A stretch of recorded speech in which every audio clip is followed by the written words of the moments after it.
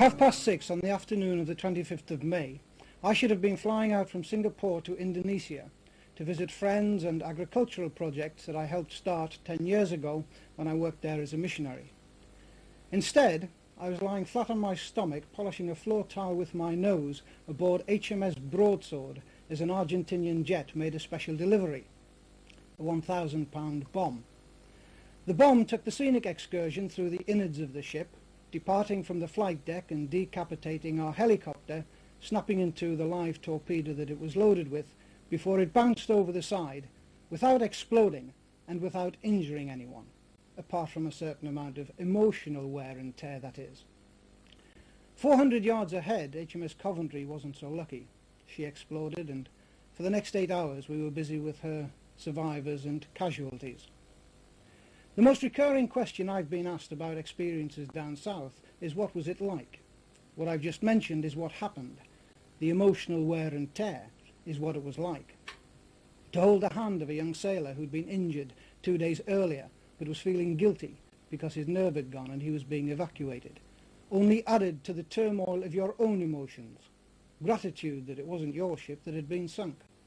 Jealousy of the survivors, because at least they now were out of it and would be going home. And guilt that you should even feel that way at all. There was no future, only the present. Life was concentrated to survival, and not just in terms of days and hours, but in terms of minutes and seconds.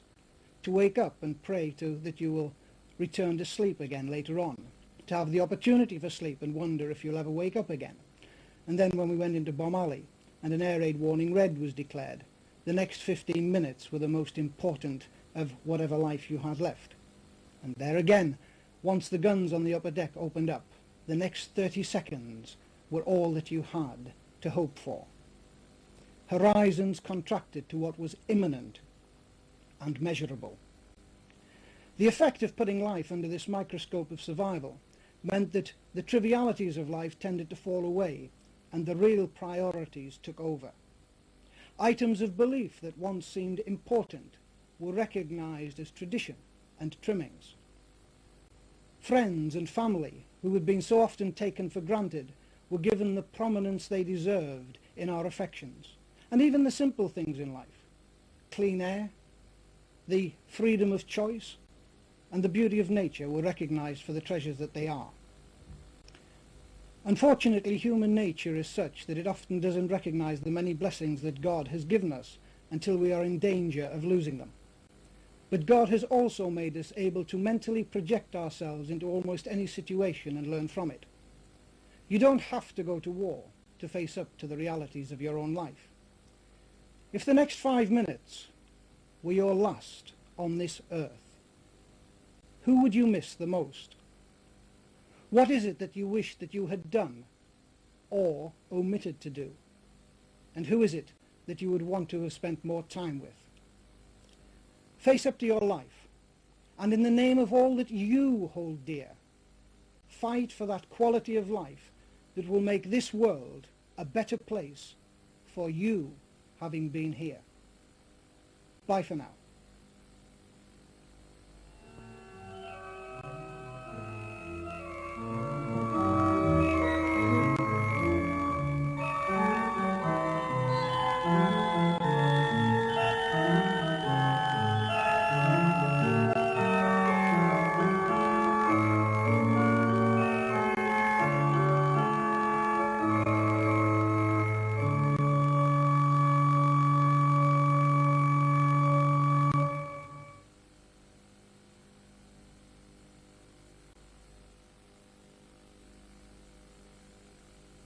Tonight's postscript.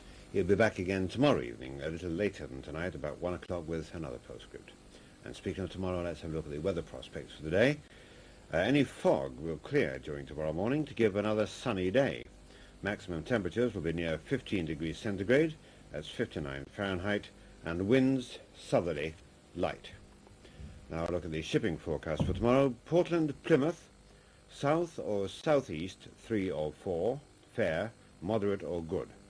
Lundy, southwest 5 or 6, locally 7, mainly fair, good. Well, now, the programs we have for tomorrow start in the evening at 6:30 with Gardens for All, in which we're having a special interest program for people who have impoverished sandy soil, like they have near Taunton. At 7 o'clock, Benson sounds a little gardening. The episode is called The Sweet Irish Rose. That's at 7 o'clock. And the main part of the evening is taken up by our feature film, The Great Santini, which stars Robert Duvall in the title part with Blythe Danner and Michael O'Keefe. That's at 7:30 tomorrow evening. But now, let's have a look at the clock just before we go. And it's 24 minutes to 1. Time for us to go. I hope you've enjoyed your programs on TSW tonight. I have, but then I have been using my electricity. See you all again soon. Bye-bye for now.